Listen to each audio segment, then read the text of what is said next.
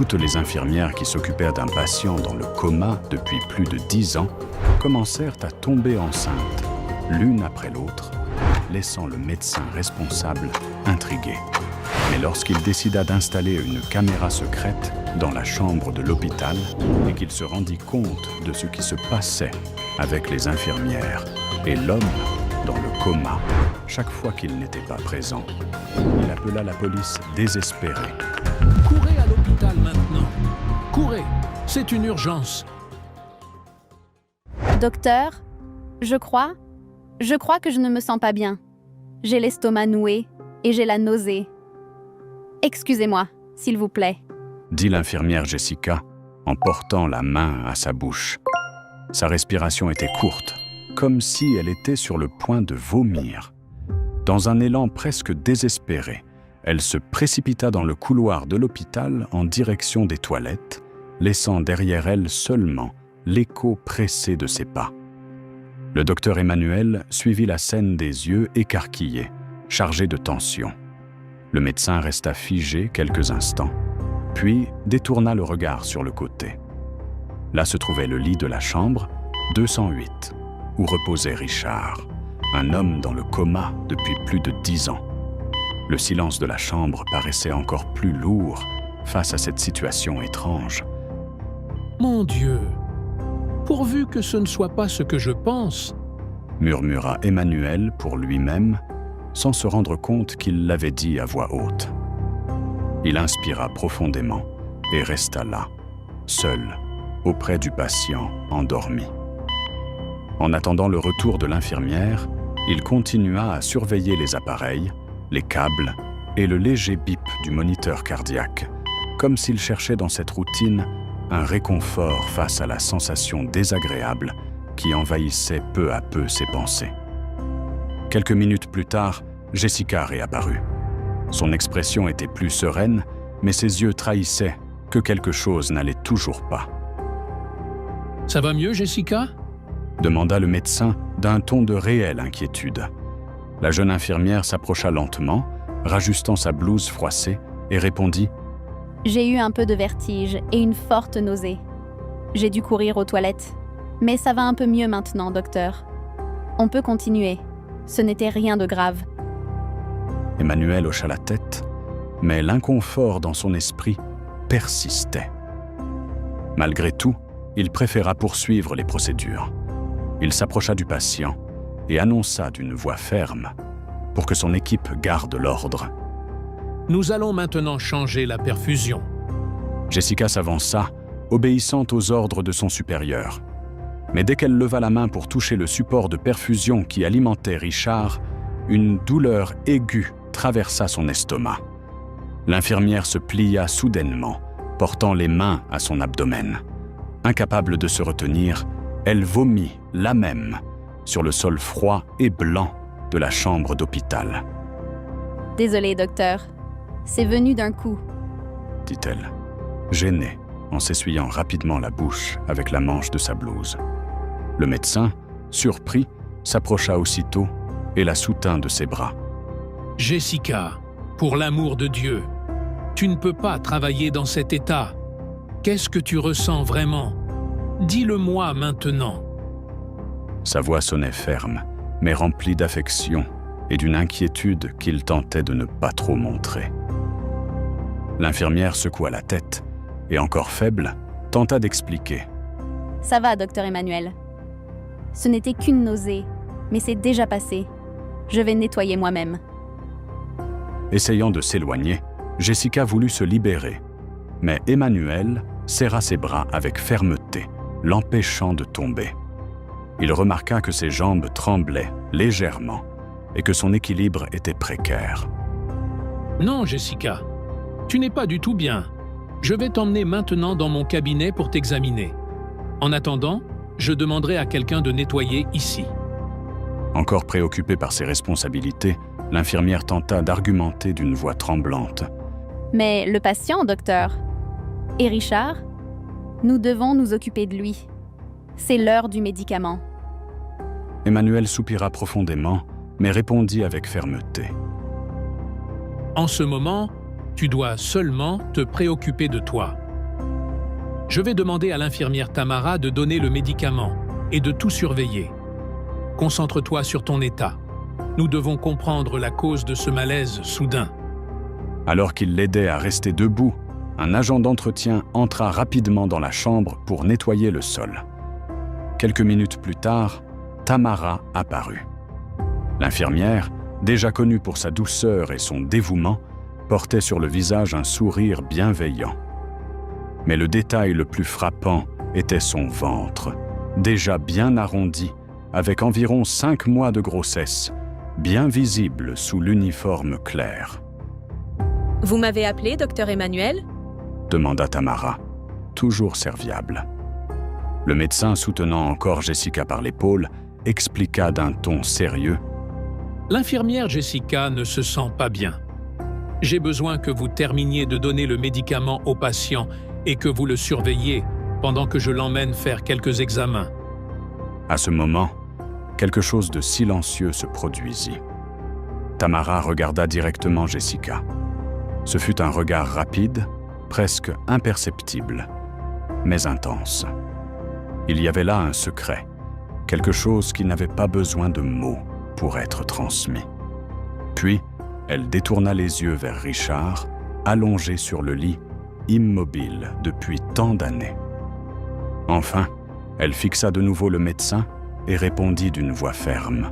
« Bien sûr, docteur. Ne vous inquiétez pas, je m'occupe de tout ici. » Emmanuel remercia d'un signe de tête et conduisit Jessica hors de la chambre. Peu de temps après, déjà dans son cabinet, le médecin demanda à l'infirmière de s'asseoir. Avec les instruments prêts sur la table, il commença à l'examiner. Jessica, cependant, ne semblait pas du tout satisfaite de cette décision. « Docteur, vous êtes sûr que c'est nécessaire? Ce n'était qu'un malaise, je vous jure. Je vais bien. » dit-elle, essayant de minimiser la situation. Emmanuel soupira, appuyant les mains sur le comptoir, et répondit. « Jessica, excuse-moi, mais en tant que médecin, j'ai une règle. Je ne peux pas faire semblant de n'avoir rien vu quand quelqu'un se sent mal. Et, en plus, ce n'est pas la première fois. Depuis plusieurs jours, je remarque que tu as des nausées, des vertiges. Nous devons examiner ça sérieusement. » L'infirmière tenta d'insister, avec un regard presque suppliant. « Je sais que ce n'est rien, docteur. C'est juste du stress. Je traverse quelques problèmes personnels et ça a fini par affecter mon corps, mais ce n'est rien de grave. Je veux seulement retourner travailler, vraiment. Je vais bien. » Le médecin, cependant, la fixa avec un sérieux croissant. Son ton devint plus bas, mais chargé d'un poids qui rendait l'air du cabinet encore plus lourd. « Le problème, Jessica, c'est qu'il me semble voir la même histoire se répéter. La même chose qui est arrivée à Tamara et à Violette. Toutes les infirmières qui se sont approchées du patient de la chambre 208. » Les mots flottèrent dans l'air, enveloppés de mystère, comme s'ils ouvraient une porte vers un secret sombre. Avant même que le docteur n'ait fini sa phrase, Jessica l'interrompit, la voix tremblante et chargée de peur. « Vous êtes en train de dire que moi, que je suis enceinte? C'est ça? » Le silence pesa un instant dans le cabinet. Emmanuel inspira profondément, s'appuyant sur la table comme s'il cherchait des forces, avant de prononcer ces mots. « J'ai de nombreuses années de métier, ma chère. Je connais très bien les signes d'une grossesse, même à ses débuts. » Les paroles du médecin traversèrent l'esprit de Jessica comme un éclair. L'infirmière resta muette, le fixant sérieusement, les yeux embués, incapable de formuler une réponse immédiate. Pendant ce temps, Emmanuel poursuivit avec conviction. « Nous devons confirmer. Nous allons devoir faire un test de grossesse. » La réaction de Jessica fut presque automatique. Elle refusa immédiatement. « Docteur, ce n'est pas nécessaire. Je vous jure que non. Je n'ai même pas de petite amie. Je n'ai eu aucune relation amoureuse avec qui que ce soit. Il n'y a aucune chance que je sois enceinte. C'est impossible. » Emmanuel l'écouta en silence, mais son visage restait empreint de méfiance. Après quelques secondes, il répondit fermement. Très bien. Si tu en es si sûr, alors tu n'as rien à craindre du test. Nous allons le faire seulement pour écarter tout doute. D'accord ? La jeune femme mordilla ses lèvres, nerveuse. Elle aurait voulu crier un « non » et s'enfuir en courant. Mais elle savait qu'elle ne pourrait jamais quitter ce cabinet sans que le médecin réalise les examens. Sans alternative, elle acquiesça simplement de la tête, résignée face à la détermination d'Emmanuel. Sans perdre de temps, le docteur prit le petit appareil portatif de test rapide. Il demanda la main de l'infirmière et, avec soin, fit une petite piqûre sur l'un de ses doigts. Une goutte de sang fut prélevée et placée dans le lecteur. Le médecin ajusta l'appareil et murmura « Maintenant, il ne nous reste qu'à attendre quelques minutes. » Le cabinet plongea dans un silence inquiétant. En observant l'appareil, Emmanuel ne parvenait pas à contrôler le tourbillon de pensées dans son esprit. Ses yeux, fixés sur l'écran encore éteint du test, reflétaient le doute qui rongeait son fort intérieur. « Pas encore une autre. S'il vous plaît, que je me trompe cette fois. Mon Dieu, faites que je me trompe. » Les minutes s'étirèrent, comme une éternité, jusqu'à ce que, finalement, le résultat apparaisse. Emmanuel frémit en voyant les mots sur l'écran.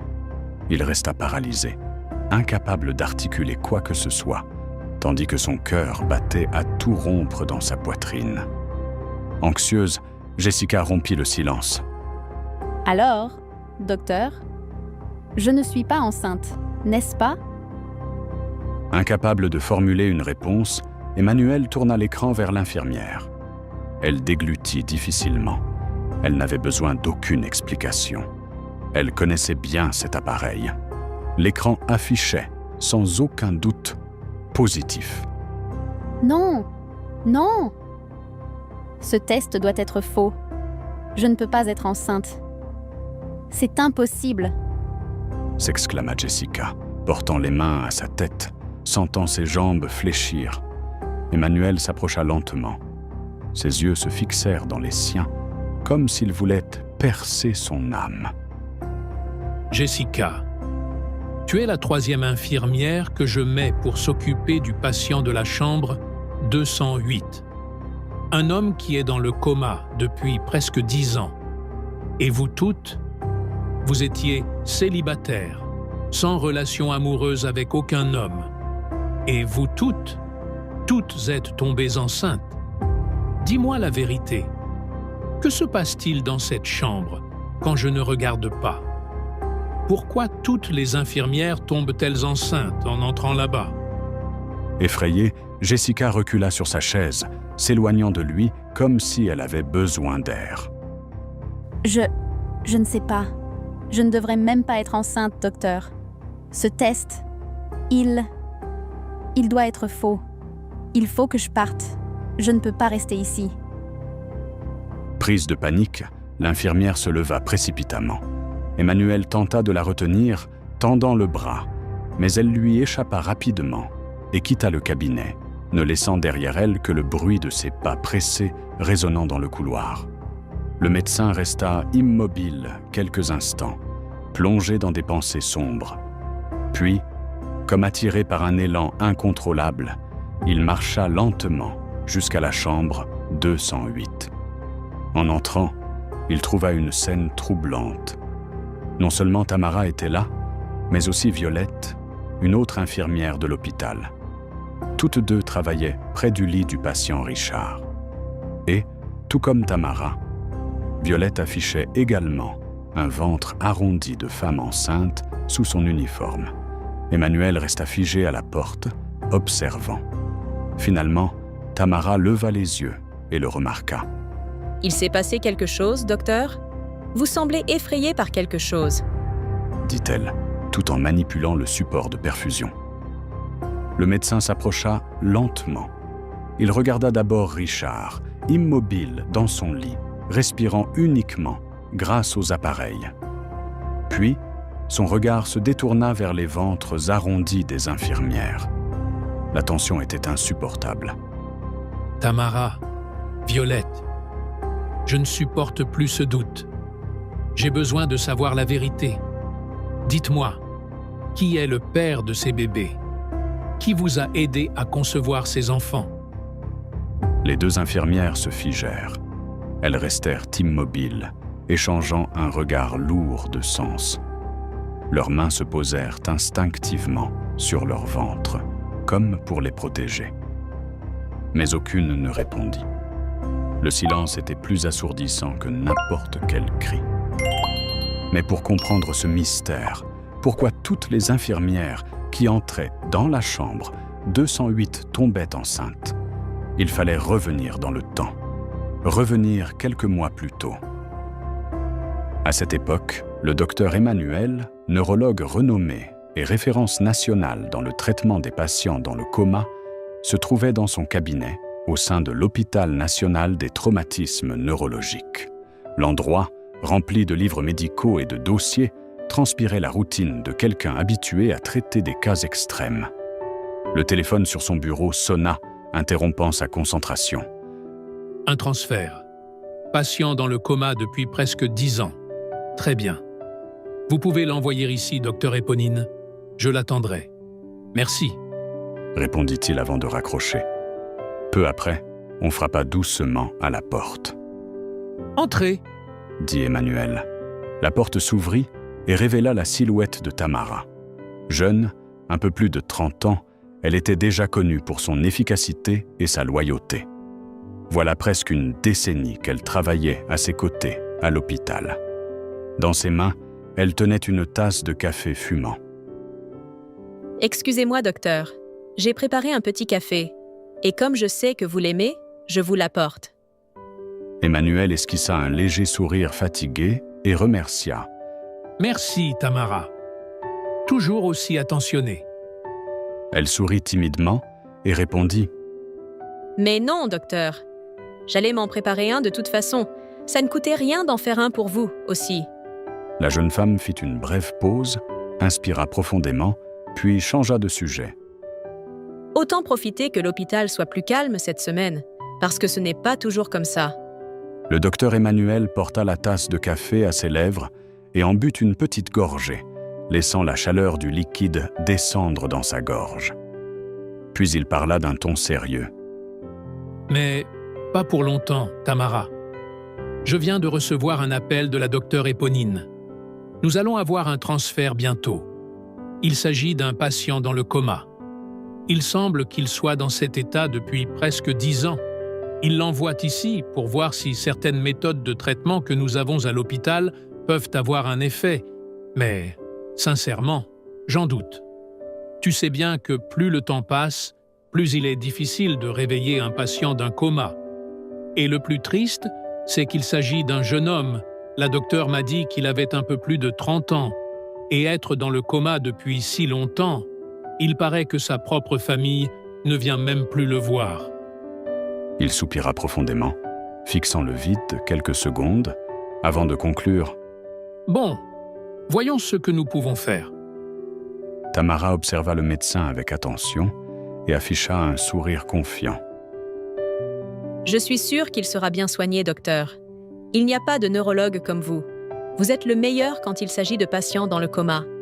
Nous avons déjà vu plusieurs se réveiller sous vos soins. Qui sait si celui-ci, même après 10 ans, ne finira pas lui aussi par s'éveiller? Le médecin, bien que profondément attaché à la science, avait la foi comme partie inséparable de sa vie. D'un regard serein, il répondit. Oui, pour Dieu, rien n'est impossible. Mais voilà, demain nous aurons un nouveau patient. L'infirmière acquiesça fermement. Et vous pouvez compter sur moi pour l'assister, docteur. La journée se déroula normalement. Emmanuel suivit sa routine à l'hôpital, recevant des consultations, passant voir ses patients et accompagnant d'autres cas. Mais, en parallèle, il avait déjà demandé à l'équipe infirmière de préparer la chambre 208, l'espace qui accueillerait le nouveau patient. Le médecin n'avait aucune idée que cette simple chambre, en quelques mois, deviendrait l'épicentre d'un mystère qui changerait sa vie et celle de nombreuses infirmières à jamais. Le lendemain matin, Emmanuel était dans son cabinet, en train de réviser quelques dossiers, lorsqu'il entendit frapper à la porte. En l'ouvrant, il trouva de nouveau Tamara, un peu pressée. « Docteur Emmanuel, je viens vous prévenir que l'ambulance avec le patient vient d'arriver. » Le médecin haussa les sourcils, rajusta sa blouse et répondit « Très bien. Il sera installé dans la chambre 208. Suivez le processus pour moi, Tamara. J'ai besoin de passer d'abord voir Madame Conceição. Puis, j'irai à la 208. » Avec un sourire empressé, l'infirmière répondit « Bien sûr, docteur. » Emmanuel parcourut alors les couloirs jusqu'à la chambre de Madame Conceição, une dame qui luttait contre le syndrome de Guillain-Barré, une maladie auto-immune rare où le système immunitaire attaque les nerfs périphériques. Elle avait même sombré dans le coma au premier stade de la maladie, mais grâce au traitement, elle se rétablissait lentement. En entrant dans la chambre, le médecin demanda d'un ton doux et encourageant. « Comment allez-vous aujourd'hui, Madame Conceição ?» La patiente, une femme au regard tendre et à la voix ferme, répondit « Je vais bien, docteur. Je réussis déjà à bouger un peu les pieds. Je fais ma kinésithérapie comme vous l'avez demandé. » Emmanuel sourit, satisfait de ses progrès. « Parfait. Continuez ainsi et vous serez bientôt autorisé à sortir. Vous pourrez poursuivre le traitement à domicile, auprès de votre famille. » Après avoir vérifié les examens et prescrit le traitement adapté, Emmanuel prit congé et se dirigea vers la chambre 208. Tandis qu'il marchait dans les couloirs de l'hôpital, il réfléchissait. 10 ans dans le coma. S'il n'a pas fait de kinésithérapie régulière, ce patient doit être complètement atrophié. Musculature fragile, corps affaiblis. Je dois être prêt à un tableau délicat. Mais dès qu'il entra dans la chambre, la scène devant ses yeux faillit lui faire perdre l'équilibre. Le choc lui coupa le souffle. « Mais comment est-ce possible ?» murmura-t-il, incrédule, en s'approchant lentement du lit. Allongé là se trouvait le nouveau patient. Un homme à l'apparence jeune, un peu plus de 30 ans, la peau colorée, les muscles définis, comme s'il sortait tout juste d'une salle de sport. Son corps était fort, sain, vigoureux. Rien ne rappelait quelqu'un dans le coma depuis une décennie.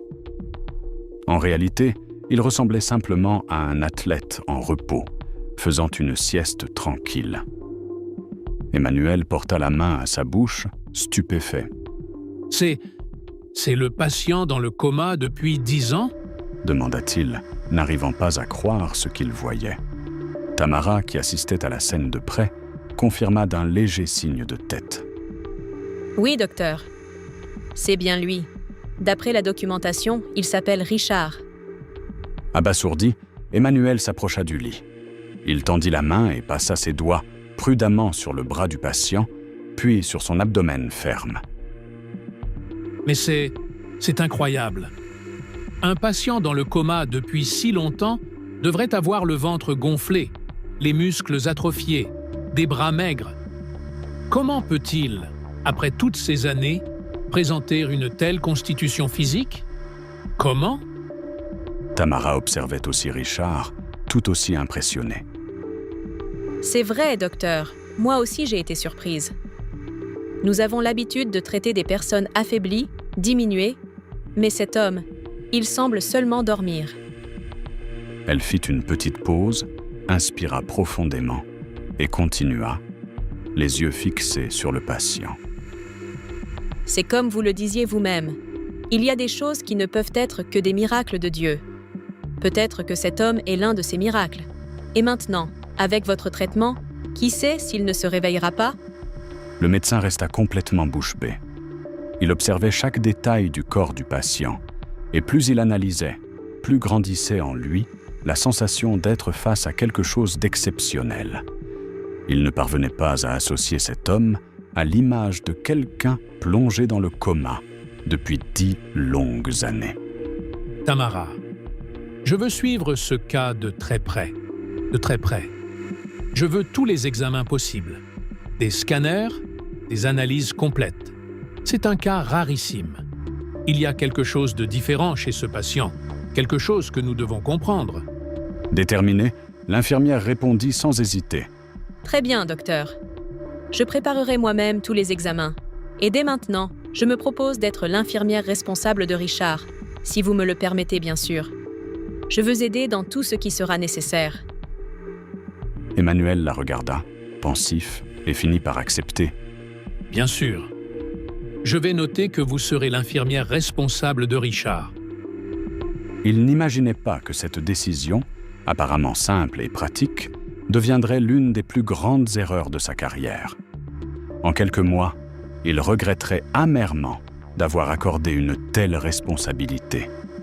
Ce même jour, déjà seul dans son cabinet, le docteur Emmanuel demeurait inquiet.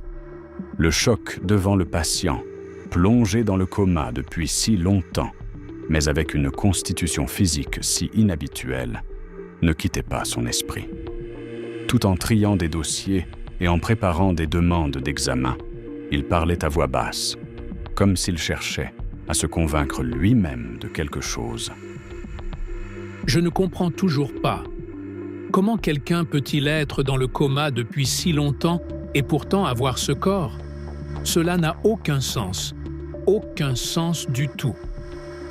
Il passe une main dans ses cheveux, nerveux, comme s'il essayait de trouver des explications dans le vide. Après quelques secondes, il décida. Je dois appeler la docteure Éponine. Je dois mieux comprendre l'histoire de Richard. Que lui est-il arrivé? Comment a-t-il été soigné toutes ces années? Seule cette explication pourrait justifier cet état physique inhabituel. Il tendit le bras vers le téléphone posé sur le bureau, mais avant qu'il ne compose le numéro, il entendit frapper doucement à la porte. « Entrez !» dit-il, sans cacher une certaine impatience. La porte s'ouvrit lentement et Tamara apparut avec son attitude attentionnée habituelle. « Docteur, je vous dérange? Vous alliez passer un appel? » Emmanuel se redressa sur sa chaise, ajustant son expression. « J'étais sur le point d'appeler la docteure Éponine. J'ai besoin d'éclaircir certaines choses à propos de Richard. J'avoue que je reste surpris par son état. Il n'est pas possible qu'une personne dans le coma depuis si longtemps conserve des muscles, une peau et une vitalité de cette manière. » Tamara fit quelques pas et posa sur la table un cahier rempli de notes. Son regard était sérieux, mais reflétait aussi une certaine fierté pour ce qu'elle avait préparé. « Eh bien, c'est justement à ce sujet que je réfléchissais. Et je suis venu vous montrer ceci. » Emmanuel fronça les sourcils, intrigué. L'infirmière ouvrit alors le cahier, révélant des pages couvertes de questions organisées en rubriques. J'ai profité du temps que j'ai passé seul dans la chambre à observer le patient et j'ai rédigé une liste de questions, toutes liées à l'état physique de Richard. Si vous voulez, vous pouvez en ajouter d'autres. J'ai pensé qu'il serait peut-être préférable que j'aille moi-même parler à la docteure Éponine. Je sais combien vous êtes occupé, combien de patients dépendent de vos soins ici à l'hôpital.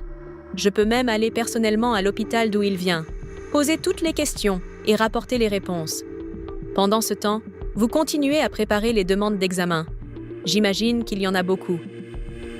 Emmanuel se caressa le menton, pensif. Il préférait s'en charger lui-même, mais il devait admettre qu'il était surchargé de travail. La suggestion de Tamara semblait pratique. Il inspire profondément et dit « Toujours à penser à tout, Tamara. » Il ajouta ses propres questions dans le cahier et le rendit à l'infirmière. Peu après, Tamara partit en direction de l'hôpital d'origine du patient. Environ 1h30 plus tard, elle revint au cabinet, apportant les réponses soigneusement notées. Elle posa le cahier sur la table et dit, encore essoufflée, « Docteur, j'ai parlé avec la docteure Éponine. Elle a confirmé. Il s'agit bien d'un coma profond. Quant à son état physique, elle n'a pas su expliquer. Elle a dit qu'ils avaient réalisé de nombreux tests au fil des années, mais sans trouver de réponse. C'est justement pour cette raison qu'ils ont décidé de le transférer ici, dans l'espoir que vous puissiez mieux comprendre ce cas. Emmanuel feuilleta les pages, lisant attentivement. Il hocha la tête et murmura. Bon, alors nous repartirons de zéro. Ce n'est pas un problème. J'ai déjà demandé tous les examens possibles. Voyons ce que la tomographie et les autres tests nous révèlent. Il montra la liste d'examens à l'infirmière, mais, à sa surprise, peu de temps après, Tamara revint déjà avec certains résultats préliminaires. Emmanuel se pencha sur les rapports et parla d'un ton grave. Ici, on montre que l'activité cérébrale est presque nulle, ce qui confirme le coma. Mais aucun des autres examens n'explique sa condition physique. Rien ne justifie ce corps en bonne santé. L'infirmière croisa les bras, regardant encore les feuilles. Eh bien, docteur, il semble que ce sera un cas qui devra être étudié de très près. Cela prendra peut-être du temps. Il acquiesça simplement, frustré. Le doute restait comme une ombre qui ne quittait pas son esprit. Pendant tout le premier mois, la routine se maintint dans ce cycle énigmatique. Emmanuel réalisait des tests, suivait les rapports, comparait les résultats. Mais, à chaque nouvel examen, le constat était le même. Richard restait dans un coma profond. Rien n'indiquait la moindre évolution neurologique. Et, plus étrange encore, rien n'expliquait comment ce corps paraissait de plus en plus fort, plus sculpté, presque comme s'il se développait naturellement. Ce mystère, cependant, céda bientôt la place à quelque chose d'encore plus perturbant. Un matin, alors qu'elle s'occupait de Richard, Tamara commença à se sentir mal. Emmanuel, qui se trouvait dans la chambre, remarqua immédiatement sa pâleur et la sueur froide qui coulait sur son front. L'infirmière tenait son ventre, effrayée. Inquiet, le médecin l'emmena immédiatement dans son cabinet et procéda aux examens nécessaires. Quelques minutes plus tard, avec les résultats en main, Emmanuel annonça, surpris, « Tamara, tu es enceinte. Félicitations. Mais dis-moi, qui est l'heureux élu? Je ne savais pas que tu étais engagée. » Les paroles du docteur furent accueillies par un silence déconcertant. L'infirmière, après avoir pris une profonde inspiration, répondit d'une voix basse, mais ferme. « Je ne suis pas engagée, docteur. Je suis célibataire. Et je n'ai aucune idée de comment cet enfant a été conçu dans mon ventre. Cela fait très longtemps que je n'ai eu aucune relation avec personne. Je ne sais vraiment pas comment c'est arrivé. » Emmanuel la fixa en silence, tentant d'absorber ce qu'il venait d'entendre. Mais avant qu'il ne puisse poser d'autres questions, Tamara ajouta, émue, « Mais si c'est vraiment la vérité, alors je ne peux qu'accepter. Pour moi, ce bébé est un cadeau de Dieu. Un cadeau que je reçois avec gratitude. » Le médecin resta intrigué, troublé, mais décida de ne pas insister. Il préféra croire que Tamara avait pu s'impliquer discrètement avec quelqu'un et qu'elle ne voulait pas en parler. Pourtant, l'étrangeté demeurait comme un poids dans son cœur. Eh bien, quoi qu'il en soit, Tamara, je souhaite que ta grossesse se déroule bien. Mais je dois aussi penser à qui pourra te remplacer quand viendra le moment de ton congé, surtout pour les soins du patient de la chambre 208. Ce fut à cet instant que l'infirmière, tenant encore son ventre discrètement, prit son courage et parla d'une voix ferme. « Mais je n'ai pas l'intention de m'arrêter si tôt, docteur. Je vais continuer à m'occuper de tout ici tant que je le pourrai. » Emmanuel, assis derrière son bureau, croisa les mains et acquiesça, bien qu'il ne soit pas totalement convaincu. Même ainsi, Tamara, une grossesse est quelque chose d'imprévisible. À un moment, tu peux aller bien, et au suivant, non. Nous devons avoir une autre infirmière qualifiée pour te remplacer si nécessaire. Que ce soit au début de la grossesse, quand les nausées sont fréquentes, ou plus tard, quand le bébé naîtra. Tamara respira profondément, reconnaissant la préoccupation du médecin, et répondit. « D'accord, docteur. Si vous jugez cela nécessaire, que pensez-vous de l'infirmière Violette? Elle s'est montrée très dévouée. Si vous le souhaitez, je peux moi-même la former. Emmanuel haussa les sourcils, montrant une réticence immédiate. L'infirmière Violette? Mais n'est-ce pas celle qui a commencé à travailler ici il y a seulement quelques mois? Je ne sais pas si ce serait judicieux de confier un patient qui demande autant d'attention et d'études à une professionnelle si nouvelle dans le domaine. Tamara insista, cherchant à convaincre le médecin. Oui, docteur, mais même en peu de temps, j'ai eu plusieurs occasions de parler et de travailler avec elle. Violette s'est vraiment montrée une infirmière exemplaire. Et souvent, les professionnels les plus jeunes veulent des consoles démontrer leur dévouement, veulent en faire leur preuve. En plus, ce ne sera que pour peu de temps. Quand je m'éloignerai, je sais que ce sera bref, pas très long. Le médecin respira profondément une nouvelle fois, évaluant la proposition. Finalement, il décida. Très bien, Tamara. Si tu le dis, je te fais confiance. Nous allons appeler l'infirmière Violette pour aider à s'occuper de Richard. Et c'est ainsi que cela arriva. La nouvelle infirmière commença à assumer les mêmes fonctions que Tamara, sous sa supervision directe. Chaque fois que les nausées de la grossesse empêchaient Tamara de rester dans la chambre, c'était Violette qui prenait le relais, mais jamais seule. Les deux se relayaient dans un système qui, peu à peu, attira l'attention du docteur Emmanuel. Pendant ce temps, l'esprit du médecin devenait un véritable tourbillon de doutes. Ce n'était pas seulement l'état physique inexplicable de Richard qui le troublait. La grossesse de Tamara, si soudaine et entourée d'étrangeté, l'inquiétait aussi. Emmanuel ne savait pas exactement pourquoi, mais cette situation lui donnait des frissons. Le temps passa, et il remarqua un autre détail inquiétant. Chaque fois qu'il se rendait dans la chambre 208, Tamara et Violette étaient là ou là. Peu importait l'heure, le jour ou la tâche.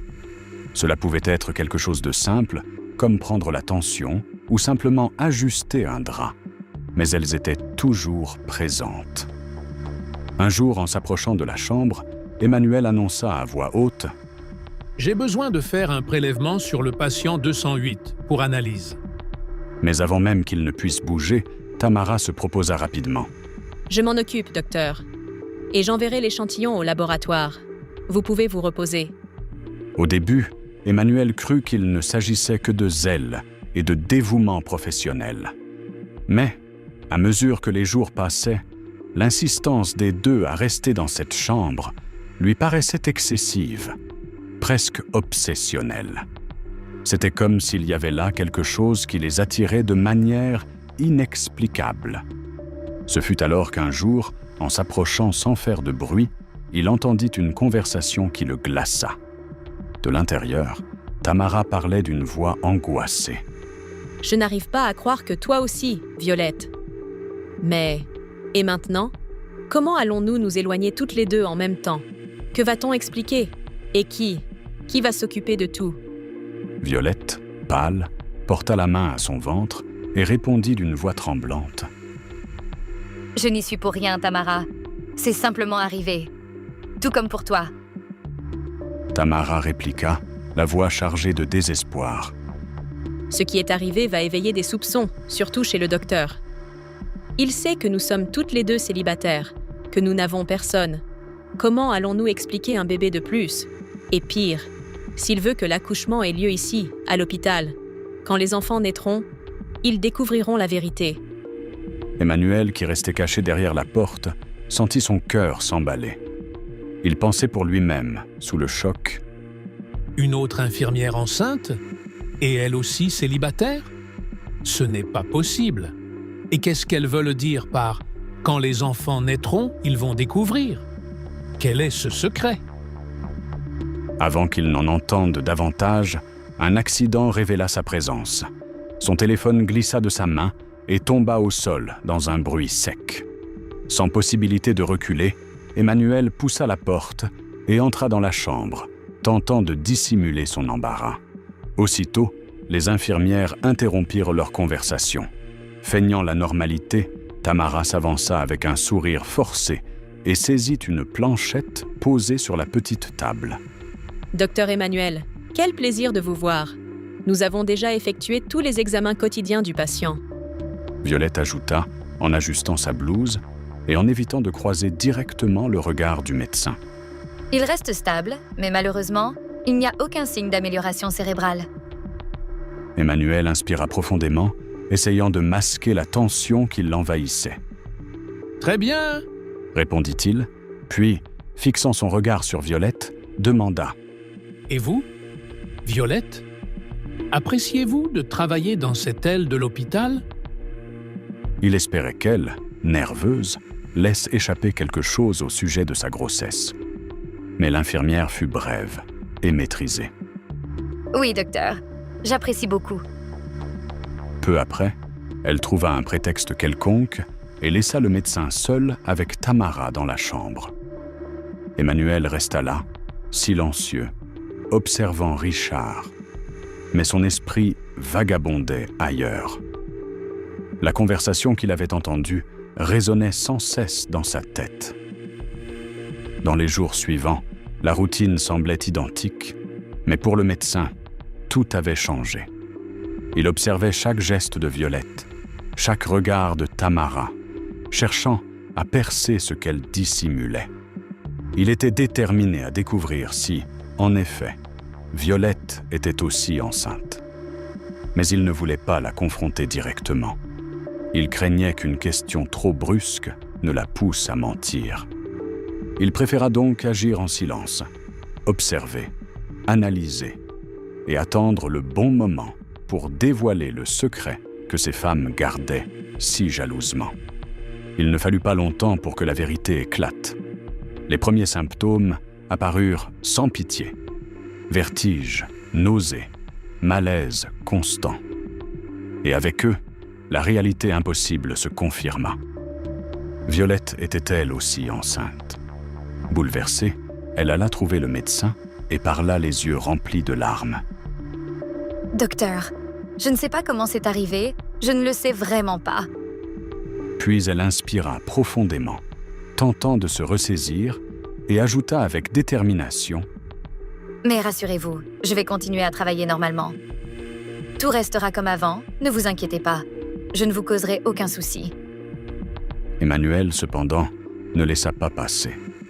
Son expression sérieuse donna à sa voix une dureté qu'il n'aurait pas voulu. « Violette, ce n'est pas là le problème. Le problème, c'est que tu es la deuxième infirmière à tomber soudainement enceinte. Comme Tamara, tu affirmes ne pas savoir comment cet enfant a été conçu. Cela ne te paraît pas étrange ?» La jeune infirmière baissa la tête, murmurant des explications vagues, mais rien ne convainquait. Aucune de ces paroles n'apaisait le cœur tourmenté du médecin. Emmanuel sentait, au fond de lui, qu'il y avait quelque chose de sombre, de sinistre, derrière ces grossesses inexplicables. Pourtant, à force d'entendre les deux répéter que tout était normal, et après qu'elles eurent affirmé ne rien vouloir dire sur les pères des enfants, il décida d'essayer de mettre le sujet de côté. Mais il n'y parvenait pas. La question martelait sans cesse son esprit. Et pour une raison inconnue, chaque fois qu'il pensait à ces grossesses mystérieuses, une seule image lui revenait toujours. Celle du patient de la chambre 208, Richard. C'est alors qu'une troisième bombe s'abattit sur lui, quelques mois plus tard. Une autre infirmière, Jessica, la même qui s'était affolée en vomissant devant le patient, reçut elle aussi un résultat positif à son test de grossesse. Le choc fut immédiat. Emmanuel sentit son estomac se retourner. « Non, ce n'est pas une coïncidence. Ce n'est pas possible. 3 infirmières, 3 femmes célibataires, et toutes enceintes, quelque chose se passe. D'une façon ou d'une autre, le patient de la 208 est impliqué dans cette folie. » Il regarda Richard, allongé dans son lit, immobile et serein, et murmura à voix basse, presque comme une confession. « Il y a quelque chose que ces infirmières font, quelque chose qu'elles ne me disent pas. Et mon Dieu, pourvu que ce ne soit pas ce que je pense. » Ses yeux parcoururent les muscles définis de l'homme, son corps robuste et sans aucun signe d'atrophie. Le contraste entre son apparence saine et le coma profond était troublant. Emmanuel serra les poings et décida. Il ne pouvait plus supporter le poids du doute. Je dois lever ce doute. Je n'en peux plus de garder ça pour moi. Le lendemain, il trouva le courage. Il demanda aux 3 infirmières de se rendre dans la chambre 208. Tamara était là, le ventre déjà bien visible, Violette tentant de cacher ses nausées, et Jessica, encore effrayée par son propre test positif. Tamara, toujours serviable, s'avança. « Docteur, avez-vous besoin de quelque chose ?» Mais la réponse ne fut pas du tout celle à laquelle elle s'attendait. Emmanuel, ferme, éleva la voix. « Il se passe que toutes les infirmières qui entrent dans cette chambre, qui s'occupent du patient 208, tombent mystérieusement enceintes. Vous 3 êtes enceintes, et je sais très bien que vous êtes toutes célibataires. Alors dites-moi, qui sont les pères de ces enfants ?» Le silence domina la pièce. Les 3 infirmières échangèrent des regards rapides, comme si elles cherchaient une sortie commune. Ce fut Tamara qui brisa le silence, essayant de paraître convaincante. « Très bien, nous allons dire la vérité. La vérité, c'est que nous avons toutes les 3 décidé de faire une procréation indépendante. J'ai été la première. Je suis allée dans une clinique de fertilité, et quand j'ai annoncé la nouvelle, les filles ont voulu faire pareil. Elles y sont allées après moi. Nous ne pensions pas que ce serait aussi rapide pour tomber enceinte. » Violette, la voix tremblante, entra dans le mensonge, soutenant sa collègue. « C'est bien ce qui s'est passé, docteur Emmanuel. » Le médecin resta silencieux quelques secondes, les fixant tour à tour. En apparence, il feignit d'accepter l'explication. Mais, au fond de lui, sa certitude grandissait. Ce n'était pas la vérité. Quelque chose de bien plus grand se cachait. « Très bien. Mais la prochaine personne à travailler avec le patient de la 208 sera un homme, » dit-il d'une voix ferme. Les 3 infirmières se regardèrent, hésitèrent, puis acquiescèrent, presque à l'unisson. Tamara répondit. « Très bien, docteur. Quand cet infirmier arrivera, nous-mêmes lui apprendrons tout ce qu'il doit savoir. » Emmanuel, pourtant, n'était pas convaincu. Quelque chose en lui criait que ces grossesses avaient un lien direct avec Richard. Il sentait que chaque mot prononcé par elle n'était qu'un écran de fumée pour cacher la vérité.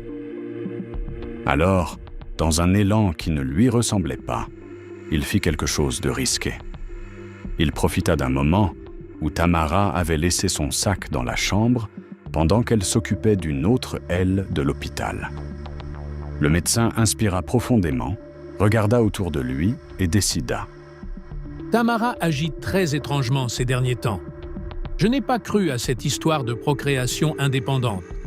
Je dois découvrir ce qu'elle cache. » Les mains légèrement tremblantes, il ouvrit le sac de l'infirmière. Il fouilla avec précaution jusqu'à ce que ses doigts touchent quelque chose d'inattendu. Une photographie. Il sortit le papier et lorsque ses yeux se fixèrent sur l'image, sa respiration se fit lourde, presque coupée. C'était une photo simple, mais dévastatrice. On y voyait Tamara souriant et à ses côtés se trouvait un homme. Un homme qu'Emmanuel connaissait très bien. Il leva lentement les yeux vers le lit de la chambre 208. Là reposait Richard, immobile, en coma profond. Mais il n'y avait aucun doute. C'était le même homme que sur la photo. Le cœur d'Emmanuel s'accéléra. Son corps trembla. « Mon Dieu !» Tamara souriant aux côtés de Richard. « Comment est-ce possible ?» Mais avant de révéler le lien de l'infirmière avec cet homme mystérieux, et la raison pour laquelle tant d'infirmières de l'hôpital tombaient inexplicablement enceintes en s'approchant du patient dans le coma, je vous invite à cliquer sur le bouton « J'aime », à vous abonner à la chaîne et à activer la cloche des notifications. Ainsi, YouTube vous préviendra toujours lorsqu'une nouvelle histoire sera publiée ici. Et maintenant, dites-moi, pensez-vous qu'une personne plongée dans le coma depuis tant d'années devrait voir ses appareils débranchés, ou bien qu'il n'est jamais trop tard pour garder espoir? Écrivez votre avis dans les commentaires. Et profitez-en aussi pour me dire de quelle ville vous regardez cette vidéo. Je marquerai votre commentaire d'un joli cœur. À l'hôpital, le docteur Emmanuel était encore sous le choc. La photographie trouvée dans le sac de Tamara l'avait bouleversé d'une manière qu'il ne pouvait expliquer. Tentant de dissimuler son anxiété, il saisit rapidement son téléphone portable et prit une photo de l'image, enregistrant la preuve dans sa galerie avant de remettre la photo à sa place exactement où il l'avait trouvée. Il ne voulait éveiller aucun soupçon. Quelques instants plus tard, il entendit déjà les pas de l'infirmière dans le couloir. Il referma les sacs, inspire profondément et tente de retrouver son calme. Tamara entra dans le cabinet et trouva le médecin pâle, l'expression dure. « Il s'est passé quelque chose, docteur? Quelque chose ne va pas avec Richard ?» demanda-t-elle, posant la main sur son ventre de femme enceinte, comme si elle se préparait déjà à recevoir une mauvaise nouvelle. Mais Emmanuel ne voulait pas la confronter immédiatement. Il secoua la tête et répondit d'une voix maîtrisée. « Non, rien d'anormal. » Il fit une petite pause, tout sauta et ajouta. « Tamara, j'ai quelques affaires à régler hors de l'hôpital aujourd'hui. Je vais devoir être absent toute la journée. Est-ce que toi et les autres filles pouvez tout gérer ?» L'infirmière sourit calmement, comme si la situation lui paraissait la plus simple du monde. « Bien sûr, docteur. Ne vous inquiétez pas. Violette, Jessica et moi, nous nous occuperons de tout. Vous n'avez à vous soucier de rien. » Emmanuel hocha simplement la tête, mais à l'intérieur, il sentait son cœur lourd. Il quitta la pièce et se rendit dans son bureau. Assis sur sa chaise, il prit son téléphone et ouvrit la photographie qu'il avait enregistrée. Ses yeux se fixèrent sur l'écran et il murmura pour lui-même à voix basse. « Rien de tout ça n'a de sens. Tamara ne paraît pas plus jeune sur cette photo. Elle est exactement comme aujourd'hui. Et l'image semble avoir été prise récemment. Comment peut-elle avoir une photo avec un patient qui est dans le coma depuis plus de 10 ans? Comment peut-il apparaître ici, en si bonne santé ?» Les mains du médecin tremblaient légèrement. C'est alors qu'un souvenir le traversa comme une lame. Celle qui avait organisé toute la procédure de transfert du patient de la chambre 208, c'était précisément Tamara. Elle, et elle seule, avait parlé directement avec la docteure Éponine. Emmanuel se leva d'un bond, déterminé. « Je dois parler à la docteure Éponine. Elle seule peut me donner une réponse. » Sans perdre de temps, il prit ses clés, traversa les couloirs et sortit précipitamment en direction de l'hôpital où la médecin travaillait. Son cœur battait à toute vitesse, comme s'il pressentait déjà que quelque chose de beaucoup plus grand allait être révélé. Quand enfin il retrouva la docteure, il lui montra la photo sur son téléphone. « Docteur Éponine, c'est bien ce patient que vous avez transféré dans mon hôpital, n'est-ce pas, Richard ?» La médecin regarda l'écran, fronça les sourcils et secoua la tête négativement. « Oui, je me souviens de cette infirmière. Elle est venue ici le jour du transfert. Mais docteur, ce patient n'a pas été envoyé dans votre hôpital. Il a été transféré dans un autre état. D'ailleurs, c'est l'infirmière elle-même qui a suggéré qu'il n'aille pas dans votre établissement, disant que vous étiez trop surchargé. » Emmanuel sentit le sol se dérober sous ses pieds. « Comment ça? Transféré dans un autre hôpital. Mais ce patient, n'est-ce pas celui-ci sur la photo ?» demanda-t-il, presque à bout de souffle. Éponine regarda encore une fois l'image et répondit rapidement. « Celui de la photo? Non, bien sûr que non. Je n'ai jamais vu cet homme auparavant. Le patient qui devait vous être envoyé était affaibli, diminué, avec les muscles atrophiés. En aucun cas, il n'avait cette constitution physique. Le docteur écarquilla les yeux. Chaque mot de sa collègue confirmait le pire de ses pressentiments. Il faisait face à une fraude. Inspirant profondément, il parla d'un ton ferme. « Docteur Éponine, je vous en prie, ne commentez rien de ce que nous venons de dire. Il se passe quelque chose de très grave dans l'hôpital où je travaille. Avant toute chose, je dois enquêter. Je vous demande seulement une chose. Si Tamara se présente ici, prévenez-moi immédiatement. » La médecin, amie de longue date d'Emmanuel, acquiesça aussitôt. « Ne vous inquiétez pas, docteur Emmanuel. Quoi qu'il en soit, je serai à votre disposition. » De retour dans sa voiture, l'esprit du docteur ne cessait de tourner. Il avait déjà découvert que tous les documents de l'admission du patient 208 avaient été signés par Tamara. Toute son entrée à l'hôpital était sous sa responsabilité. Plus tard, traversant rapidement les couloirs de son propre hôpital, il murmurait pour lui-même, comme si chaque phrase était un coup de poing de réalité. Elle a mis quelqu'un d'autre à sa place. Mais pourquoi ? Que se passe-t-il réellement ? Qui est cet homme qui est allongé dans la chambre 208 ? Il s'arrêta devant la porte de la chambre et inspira profondément, en jetant un coup d'œil à l'intérieur. Là était Richard, immobile, si serein, avec un corps inexplicablement fort. Peut-être que cela explique pourquoi il a ce physique. Peut-être qu'il n'est pas dans le coma depuis 10 ans, comme je le croyais. Mais même ainsi, cela fait des mois qu'il est ici. Ses muscles devraient être en train de s'atrophier. Et au lieu de ça, il semble de plus en plus défini. Et ses grossesses, je dois comprendre ce qui se passe, avant de perdre la raison. La décision fut immédiate. Emmanuel ne pouvait plus permettre que les infirmières contrôlent l'accès aux patients. S'il voulait des réponses, il devait agir seul. Je dois faire de nouveaux examens. Des examens que j'administrerai moi-même, du début à la fin, sans l'interférence de Tamara, ni des autres infirmières. Je ne peux plus faire confiance à aucune d'elles. À un moment où Tamara et les autres infirmières déjeunaient, le docteur Emmanuel profita de la rare occasion. Seul, il prépara le patient de la chambre 208 et réalisa une tomographie complète, ainsi qu'une série de nouveaux examens. Lorsque les résultats apparurent à l'écran, son cœur s'emballa.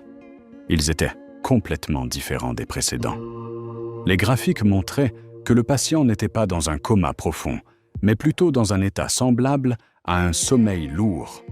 Il y avait des signaux cérébraux clairs, pulsants, actifs. Plus encore. Les rapports révélaient des marques compatibles avec une activité physique, comme si cet homme bougeait et entretenait sa vitalité en permanence. Emmanuel porta les mains à sa tête, incrédulé. « Mais comment est-ce possible ? Je sais moi-même qu'il est dans le coma ici depuis des mois. Comment peut-il y avoir des signes aussi évidents d'une vie active ? Ça n'a aucun sens. » À chaque découverte, l'histoire devenait plus étrange, plus bizarre.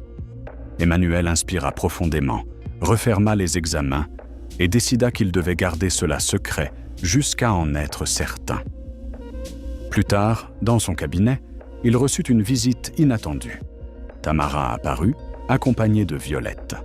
Toutes deux affichaient un sourire, malgré leur ventre de femmes enceintes, déjà bien visibles. « Docteur, nous allons sortir plus tôt aujourd'hui. Nous vous en avions parlé hier, vous vous souvenez ?» dit Tamara. Jessica prendra le service et s'occupera de Richard. Nous allons dans la ville voisine acheter quelques affaires pour le trousseau du bébé.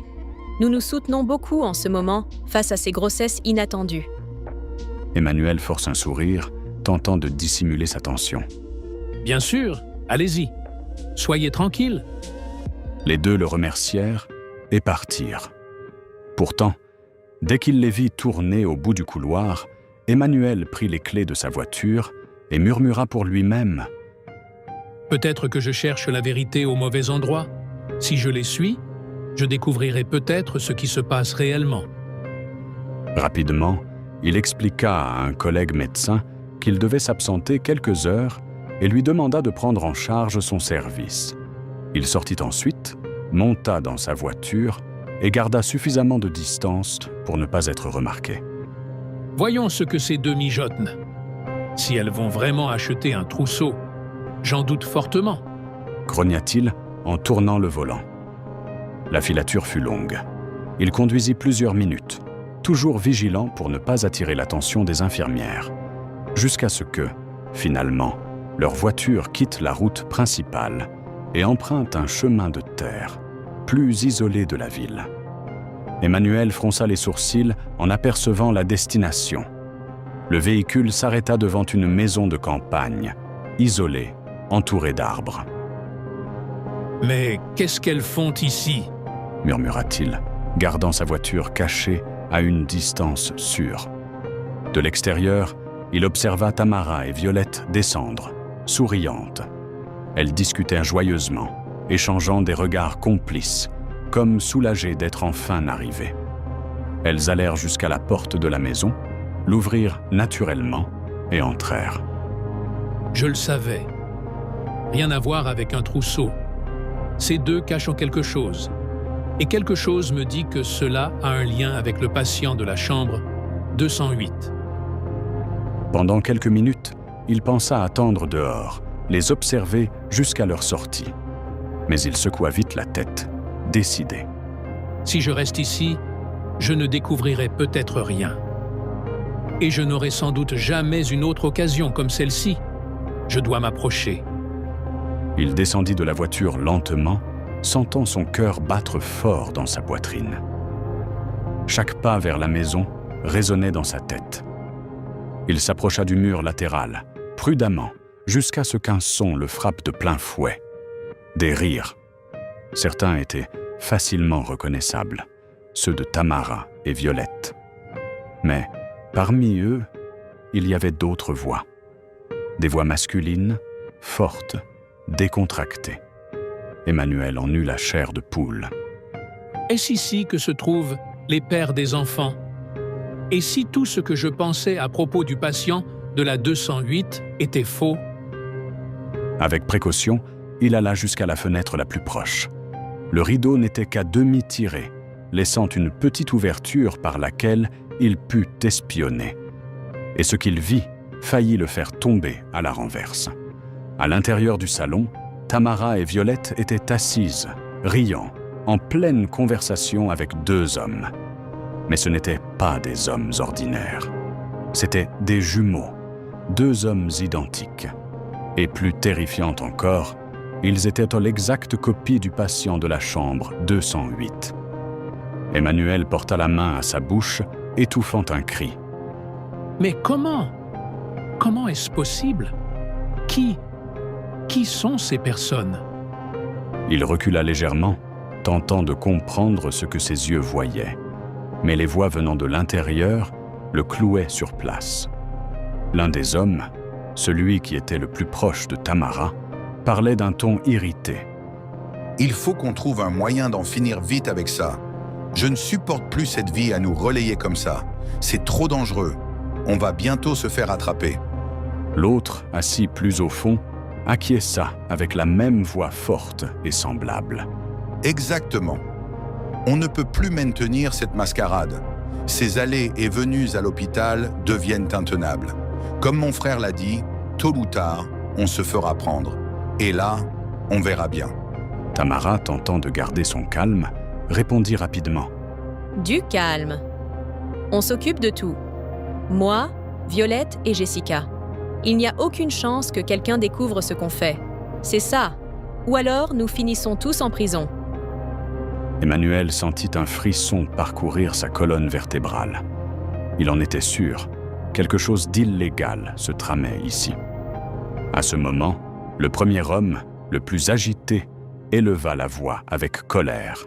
« Le problème, c'est de continuer et, au final, que nous allions tous les 6 en prison. » Ce fut exactement à ce moment que le docteur Emmanuel comprit qu'il était sur le point de découvrir tout ce qui le hantait depuis tant de mois. Tamara s'approcha de l'homme au visage fatigué et posa la main sur son épaule, disant d'un ton ferme « Arthur, il n'y a rien à faire. Nous n'avons pas eu le choix. Si nous n'avions pas fait ça, nous serions déjà tous derrière les barreaux de toute façon. » Arthur fit un pas en arrière, s'éloignant de Tamara. Il marchait de long en large, comme quelqu'un épuisé de porter un poids insupportable. « Je sais, Tamara, je sais. Mais écoute, je n'en peux plus de dormir dans ce lit d'hôpital. C'est un enfer, ça détruit ma vie. » L'autre homme s'emporta aussi, croisant les bras et parlant d'une voix ferme. « C'est vrai, mon frère a raison, ce lit est insupportable. » À ce moment, Violette s'approcha du deuxième homme, passa sa main sur son visage et le caressa tendrement. « Ah, Afonso, mon amour. Tu sais bien que les lits d'hôpital sont comme ça. Mais nous aussi, nous nous sacrifions, en travaillant jour et nuit là-bas pour que personne ne découvre que vous n'êtes pas du tout dans le coma. » À chaque mot, Emmanuel devenait plus confus. Il observait, caché, le cœur battant fort. « Vous ? Mais qu'est-ce que ça veut dire ? Le patient de la 208 est là. Je l'ai vu avant de partir. Il est resté avec Jessica. Comment peuvent-ils parler comme s'ils étaient le patient de la 208 ? Ça n'a aucun sens, pensa-t-il, presque à bout de souffle. Puis Tamara, d'une voix basse mais ferme, ajouta. Du calme, ce n'est que pour quelques semaines de plus. Je suis déjà en train de tout planifier. J'obtiendrai le médicament pour simuler la mort de Richard. Ainsi, nous pourrons tous partir à l'étranger et recommencer à zéro. Plus de menaces, plus de mascarades. Le médecin sentait ses jambes fléchir, mais n'osait pas bouger. Les conversations continuaient. Certaines phrases étaient des détails banals, comme la routine à l'hôpital. D'autres, en revanche, étaient des révélations si choquantes qu'elles laissaient Emmanuel étourdi. Après un moment, Tamara tapa doucement dans ses mains et dit « Il est temps d'y aller. L'un de vous doit revenir avec nous et échanger avec Richard. Qui s'en charge ?» Arthur inspira profondément, résigné. « C'est bon, j'y vais. Je rentre avec vous. » Voyant qu'il s'apprêtait à sortir, Emmanuel courut jusqu'à sa voiture. Il y entra rapidement et se baissa, gardant les yeux fixés sur la porte de la maison. Il vit Tamara, Violette et Arthur quitter les lieux et se diriger vers l'hôpital. Dans la voiture, Emmanuel commençait à assembler les pièces du puzzle. S'ils font ce relais, alors ce ne sont pas seulement des jumeaux, ce sont des triplés. Mais pourquoi ? Pourquoi font-ils ça ? Il serra le volant avec force, inspirant profondément. Bon, je ne connais pas encore le motif. Mais quoi qu'il en soit, il faut que ça s'arrête maintenant. Je vais retourner à l'hôpital et mettre fin à toute cette mascarade. Tamara, les autres infirmières et ces garçons, tous devront s'expliquer. Oh oui, ils devront. Sans perdre de temps, il démarra la voiture et accéléra, filant en direction de l'hôpital. Peu après, par l'arrière du bâtiment, Tamara, Violette et Arthur approchaient déjà, entrant discrètement par un couloir réservé. Au même instant, dans la chambre 208, Jessica regarda son téléphone et lut un court message. Ses yeux s'illuminèrent. « C'est l'heure. » murmura-t-elle. Emmanuel tourna de nouveau les yeux vers Richard, étendu sur le lit, immobile. Il s'approcha, fit 2 pas jusqu'à la porte, regarda dans le couloir pour s'assurer que personne ne venait et verrouilla la porte de l'intérieur. En quelques secondes, il se mit à agir avec la dextérité de quelqu'un qui avait déjà fait cela auparavant. Il retira les appareils qui, en théorie, maintenaient Richard en vie, les débranchant un à un. Il prit une seringue et la remplit d'un liquide transparent, de l'adrénaline. Sans hésiter, il l'injecta dans le bras du patient. Le corps de Richard réagit presque immédiatement. Ses yeux s'ouvrirent lentement. Sa respiration s'accéléra. et il commença à se réveiller, encore groggy. Dehors, Tamara, Violette et Arthur marchaient rapidement dans le couloir de service. « Allons, vite! Jessica a déjà commencé la procédure. » dit Tamara d'un ton urgent. Ils ne remarquèrent pas qu'à quelques mètres derrière, Emmanuel les suivait silencieusement, dissimulé dans l'ombre, attentif à chacun de leurs pas. Arrivés au bout du tunnel de service, ils frappèrent plusieurs fois à une porte discrète, presque camouflée dans le mur. La porte s'ouvrit et révéla Jessica, avec Richard déjà debout, encore vêtu de vêtements d'hôpital et légèrement étourdi par l'effet de l'injection. De loin, Emmanuel observait la scène et murmura, choqué. « Alors, ce sont bien des triplés. » Arthur ne perdit pas de temps. « Vite, changeons de vêtements et endormez-moi rapidement. Plus tôt ce sera fini, mieux ce sera. » Ils entrèrent dans la pièce par le passage secret, organisant tout pour l'échange. Richard portait désormais les vêtements d'Arthur, tandis qu'Arthur, en tenue d'hôpital, se préparait à s'allonger à sa place et à recevoir une nouvelle dose. Jessica tenait déjà la seringue, prête à injecter. Mais avant qu'elle ne puisse agir, la porte s'ouvrit brutalement. Emmanuel entra de force, la voix ferme et remplie de fureur. « Arrêtez ça immédiatement! Personne ne dormira avant que je sache exactement ce qui se passe ici. » La pièce se figea. Les infirmières enceintes, comme les deux hommes mystérieux, devinrent livides de stupeur.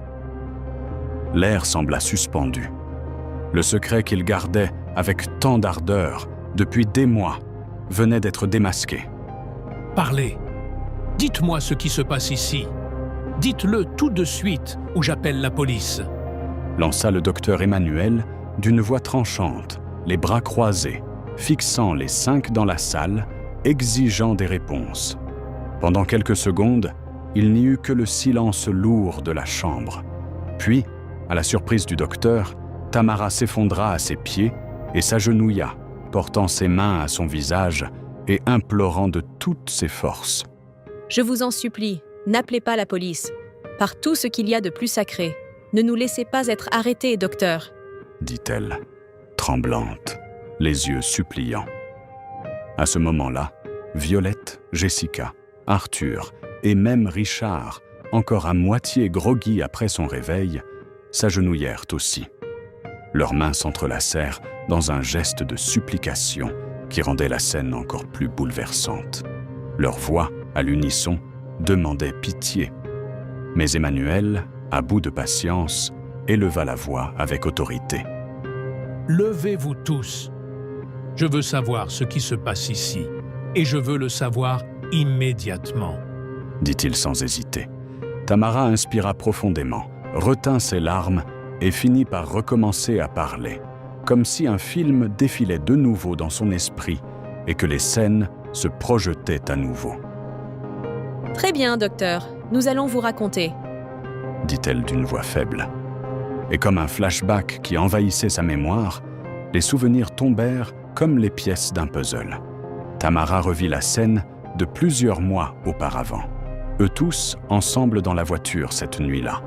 Elle se souvenait du bruit du moteur, des rires bruyants de ses amis et de la route étroite traversant la forêt. Elle se revoyait assise à l'arrière, aux côtés d'Arthur, avec Violette et Afonso, tout près. Richard conduisait et Jessica était sur le siège passager, lançant des plaisanteries bruyantes à propos de la musique. Soudain, le souvenir s'interrompit dans un fracas et un cri. « Richard, attention !» cria Tamara, et la panique s'empara de tous. Dans le souvenir, ils tournèrent tous les yeux vers l'avant. Trop tard. Un bruit sec, l'impact, un corps projeté. Richard freina brutalement. La voiture grinça. Tous sortirent du véhicule affolés et coururent voir ce qui s'était passé. « Qu'est-ce que j'ai fait? Qu'est-ce que j'ai fait ?» répétait Richard, les mains sur la tête, le visage livide de terreur. Arthur, la respiration courte, tenta de le réconforter. « Ce n'était pas seulement ta faute. Nous sommes tous responsables. » dit-il. Tamara et Violette, toutes deux déjà formées en soins infirmiers, coururent immédiatement vérifier la victime étendue. Elles trouvèrent un homme portant un masque de bandit et un sac, des signes qu'il venait tout juste de commettre un vol. Afonso, inquiet, demanda d'une voix tremblante. « Alors, comment il va ?» Tamara, vérifiant les signes vitaux, sentit le monde tourner en répondant. « Il est mort. Mort !» dit-elle. La panique s'empara d'eux. Richard commença à répéter qu'ils seraient arrêtés, que cela détruirait leur vie. Jessica tente d'atténuer la peur avec une explication. Calmez-vous. Tout n'est pas perdu. C'était un accident. Il a traversé en courant devant la voiture, dit-elle, cherchant une issue plausible. Richard, ne sachant pas comment prouver la version suggérée par Jessica, demanda avec angoisse « Mais comment allons-nous le prouver ?» C'est alors qu'une idée surgit dans l'esprit de Tamara et fit retenir leur souffle à tous. Elle parla, tendue mais déterminée. « Écoutez, cet homme est un criminel. Nous ne pouvons pas aller en prison pour ça. Nous devons dissimuler le corps. Nous sommes sur une route déserte. Personne ne passera par ici. C'est la seule solution, » dit-elle, les yeux brûlants de sa décision froide. Violette, envahie par la même peur et le même instinct de protection du groupe, acquiesça fermement. Moi aussi, je pense que c'est la seule issue. Nous sommes tous impliqués. Nous ne pouvons pas être arrêtés, ni laisser Richard payer seul pour tout ça, affirma-t-elle. Et ainsi, ils agirent. À pas tremblants et avec les mains sales, ils dissimulèrent le corps dans la forêt voisine, enterrant ce qui pouvait les mener tous en prison. Pendant plus d'une semaine, ils crurent avoir échappé au pire. Mais bientôt, la nouvelle arriva à la télévision. Le corps avait été retrouvé. La police lança une enquête et les preuves commencèrent à se rapprocher d'eux. La peur grandit. Les nuits devinrent cauchemars. Dans ce climat de panique, Richard prit une décision radicale. Il réunit sa petite amie, ses frères et les compagnes de ses frères et parla d'une voix ferme. « Il n'est pas juste que 6 vies soient ruinées. J'étais au volant. Je vais assumer la faute. J'y ai beaucoup réfléchi et je ne vais pas vous laisser aller en prison. » dit-il d'une voix résolue. Ils tentèrent de discuter, insistèrent, mais Richard resta inflexible. Il disait qu'il souffrirait le temps qu'il faudrait pour protéger les autres. Et ainsi, un temps, l'accord sembla scellé. Ce fut alors que Tamara, encore avant le transfert du patient dans le coma de la docteure Éponine et l'incarcération définitive de Richard, trouva des documents demandant sa réaffectation. Elle y vit une opportunité et dans un élan mêlant désespoir et froideur calculée, conçut l'idée la plus audacieuse et aussi la plus sombre de toutes. Si on se relaie sur le corps, si les triplés font semblant d'être le patient, peut-être que personne ne sera arrêté. Nous pourrons continuer à vivre normalement, jusqu'à trouver un moyen de disparaître. La police n'arrêtera pas un homme dans le coma. C'est une chance pour que non seulement Richard, mais nous tous, restions libres. Pensa-t-elle, articulant mentalement le plan. Cette nuit de conspiration devint un plan. Faire en sorte que le patient de la docteure Éponine soit envoyé ailleurs, pendant que Richard prendrait sa place. Le plan était insensé, mais il avait fonctionné jusque-là. Tamara avait réussi à faire transférer le patient de la docteure Éponine dans un autre hôpital, tandis que Richard simulait un accident. Avec l'aide de médicaments subtilisés par Tamara, il paraissait être dans le coma. Ainsi, au lieu d'aller en prison, il restait hospitalisé. Comme Tamara et Violette travaillaient déjà à l'hôpital, il suffisait d'inclure Jessica, qui terminait également sa formation. Ensemble, les trois devinrent complices, alternant les triplés dans le lit et prenant en charge toute la mise en scène. Les papiers, les rapports, toute la bureaucratie étaient gérés par Tamara. Ainsi, le docteur Emmanuel ne soupçonna jamais rien. Mais il y avait un détail que personne n'avait prévu. En restant si proche de leurs compagnons, elles finirent par tomber, enceintes, toutes les trois. Et cela allait pousser le docteur Emmanuel à enquêter. De retour au présent, en entendant toute la vérité, Emmanuel écarquilla encore plus les yeux. « Mais c'est de la folie !»« C'est insensé !» s'exclama-t-il, la voix tremblante. Richard, déjà remis de la sédation, leva le visage et répondit avec fermeté. « Une folie, oui, mais c'est la vérité. Nous nous aimons, docteur, tous autant que nous sommes. » Tamara, les yeux pleins de larmes et la main posée sur son ventre, compléta. « Nous nous aimons, et nous avons fini par commettre erreur après erreur, jusqu'à ce que tout devienne une boule de neige. Mais nous ne pouvons pas tous aller en prison. Cela détruirait nos vies. Et puis, nous sommes désormais 9. » Elle caressait son ventre de femme enceinte, se souvenant que 3 nouvelles vies étaient sur le point de naître. Emmanuel inspira profondément et secoua la tête. Ce qui ne peut pas continuer, c'est cette mascarade. Elle compromet l'intégrité de l'hôpital. Avec détermination, il prit les clés de Tamara, verrouilla la sortie secrète, puis tourna la clé de la porte de la chambre, laissant tout le monde terrifié. « Qu'allez-vous faire » demanda Jessica, apeurée. Le docteur répondit fermement. « Je vais chercher quelqu'un et faire ce qu'il faut. En attendant, vous restez ici. Ne sortez pas, ou ce sera pire. » Le silence s'installa dans la pièce lorsqu'Emmanuel quitta les lieux. Il croyait qu'il reviendrait d'un instant à l'autre avec la police. Le cœur de chacun battait à tout rompre, prêt à exploser. Peu après, la porte s'ouvrit.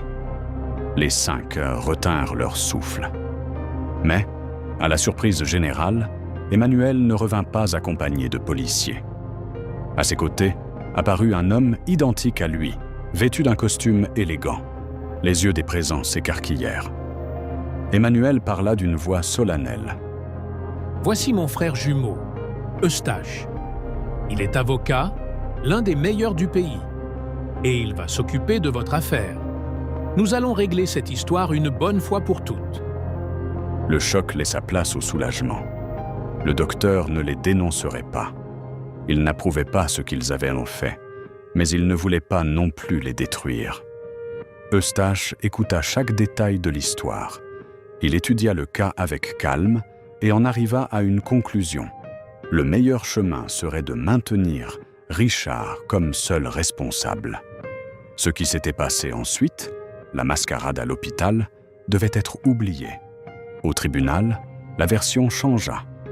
Ils plaidèrent que Richard n'avait pas vu le criminel arriver, que l'homme avait traversé en courant devant la voiture. Pris de panique, il avait caché le corps seul, mais avait avoué peu après. Avec de bons antécédents, une résidence fixe et en tant que primo-délinquant, Richard, accusé seulement de dissimulation de cadavre, fut condamné à 2 ans de prison. Mais, grâce au talent d'Eustache, la peine fut commuée en travaux d'intérêt général. À la fin, les triplés et les infirmières restèrent éternellement reconnaissants envers le docteur et son frère avocat. Emmanuel les regarda et dit d'une voix ferme : « Je traite chaque jour des personnes prisonnières de leur propre corps, clouées à un lit. J'ai pu éviter que vous soyez prisonnier d'une cellule, et c'est ce que j'ai fait. Mais profitez bien de cette seconde chance.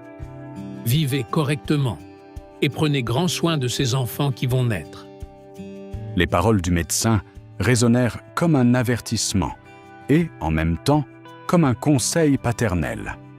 Quelques mois plus tard, les 3 infirmières donnèrent naissance. Une grande fête fut organisée pour célébrer l'arrivée des bébés. La salle était remplie de sourires, de larmes d'émotion et de promesses d'un avenir meilleur. Emmanuel et Eustache participèrent à la célébration comme membres de cette famille formée d'une manière tordue et improbable. Ainsi, rédimés, les infirmières et les triplés écrivirent un nouveau chapitre de leur vie. Le passé ne pouvait être effacé, mais l'avenir s'ouvrait devant eux, chargée de responsabilité, mais aussi d'espoir. Écrivez Dr Emmanuel dans les commentaires et dites-moi si vous pensez que sa décision était juste ou non, pour que je sache que vous êtes arrivé jusqu'à la fin de cette vidéo et que je puisse marquer votre commentaire d'un joli cœur. Et si cette histoire vous a plu, je suis sûr que vous aimerez encore plus la prochaine qui apparaît maintenant sur votre écran. N'oubliez pas de laisser un j'aime, de partager la vidéo et de commenter. Un grand bisou et à très bientôt pour une nouvelle histoire émouvante.